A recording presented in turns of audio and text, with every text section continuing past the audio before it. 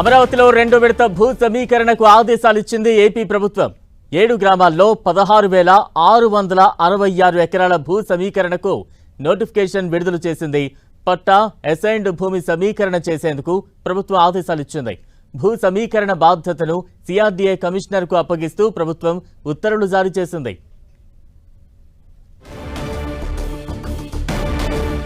ఇక అమరావతిలో రెండో విడత భూ సమీకరణకు సంబంధించి మరింత అప్డేట్స్ మా ప్రతినిధి రవిచంద్ సిద్ధంగా అందిస్తారు. రవిచంద్.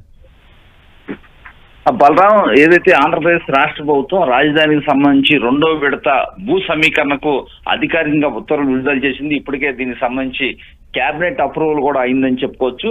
అయితే మున్సిపల్ కార్యదర్శి సురేష్ ఈ మేరకు ఉత్తర్వులు జారీ చేశారు. ఏదైతే అమరావతి రెండో విడత భూ సమీకరణకు ప్రభుత్వం అధికారిక ఉత్తర్వులు జారీ చేసింది. దాదాపు 16,000 పైచిలకు ఎకరాలలో పట్టా అసైన్ భూములను సమీకరణ చేసేందుకు సిఆర్డీఏకు బాధ్యతలు అప్పగించారు. ఏదైతే పల్నాడు జిల్లాలో ఉన్న 4 గ్రామాల లో ఏదైతే వైకుంఠపురం ఉంది, పెద్దమద్దూరు తదితర ఎండ్రాయి గ్రామ పరిధిలోని ల్యాండ్స్ ని కర్లపూడి, లేమెల్లలో కూడా ఎకరాల భూమిని తీసుకోవాలని కూడా నిర్ణయం తీసుకున్నారు. అలాగే తుళ్లూరు మండలంలో కూడా 3 గ్రామాల పరిధిలో భూ సమీకరణ చేయాలని కూడా ఉత్తర్వులు జారీ చేశారు.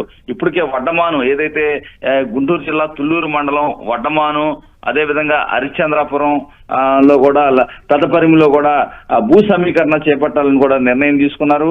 మొత్తం కూడా 16,562 ఎకరాల అసైన్డ్ భూమి 104 ఎకరాల మొత్తం కలిసి 7 గ్రామాల పరిధిలో సమీకరణతో మొత్తం 3,828 ఎకరాల ప్రభుత్వ భూమి రెండో విడత భూ సమీకరణలో ప్రభుత్వ భూమితో కలిపి అందుబాటులోకి రానున్న 20,000 ఎకరాలు మొత్తం కూడా అందుబాటులోకి వస్తుంది. ప్రభుత్వ భూమి కావచ్చు, ప్రైవేటు భూమి కావచ్చు, అన్ని కలిపి మొత్తం 20,494 ఎకరాల భూమి ప్రభుత్వానికి సిఆర్డీఏ కమిషనర్ కు ప్రభుత్వం ఆదేశాలు జారీ చేసింది.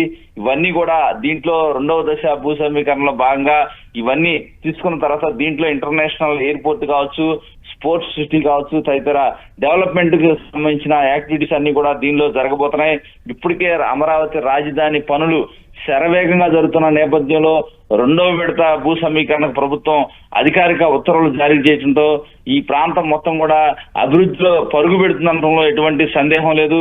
మొత్తం కూడా ఇక్కడ మొత్తం ఏదైతే గ్రామాల పరిధిలో చూసుకుంటే కనుక వైకుంఠపురంలో 1,965 ఎకరాలు, పెద్దమద్దూరులో 1,118 ఎకరాలు, ఎండ్రాయిలో 1,879 ఎకరాలు, అదేవిధంగా కర్లపూడి, లేమెల్లలో 2,603 ఎకరాలు, అదేవిధంగా చూసుకుంటే కనుక వడ్డమానులో 1,763 ఎకరాలు, హరిశ్చంద్రాపురంలో 1,448 ఎకరాలు, అదేవిధంగా పెద్దపరిమిలో ఎక్కువ మొత్తంలో 5,886 ఎకరాలను కూడా తీసుకోవాలని నిర్ణయం తీసుకున్నారు. మొత్తం 20,000 ఎకరాలకు పైన అందుబాటులోకి రాబోతుంది.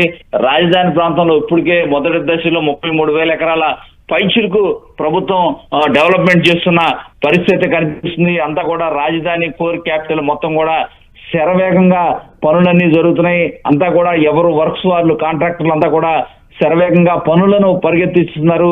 ఈ నేపథ్యంలో రెండో దశ 20,000 ఎకరాలు కూడా అందుబాటులోకి వస్తే దానిలో కూడా డెవలప్మెంట్ యాక్టివిటీస్ అయితే వీళ్ళని త్వరలోనే ప్రారంభించేందుకు ప్రభుత్వం కూడా సన్నాహకాలు చేస్తున్నారు. ఏదేమైనా ఆంధ్రప్రదేశ్ రాజధానికి సంబంధించిన కీలక అడుగులైతే పడుతున్నాయని చెప్పుకోవచ్చు. 2027కి రాజధాని పూర్తి చేయాలనే సంకల్పంతో ఆంధ్రప్రదేశ్ ప్రభుత్వం ముందుకు పోతుంది. తర్వాత రెండో దశ దానికి సంబంధించిన డెవలప్మెంట్ యాక్టివిటీస్ కూడా వీళ్ళని త్వరలోనే ప్రారంభించేందుకు కూడా ప్రభుత్వం సన్నాహాలు చేస్తుంది. Right, thank you Ravichand.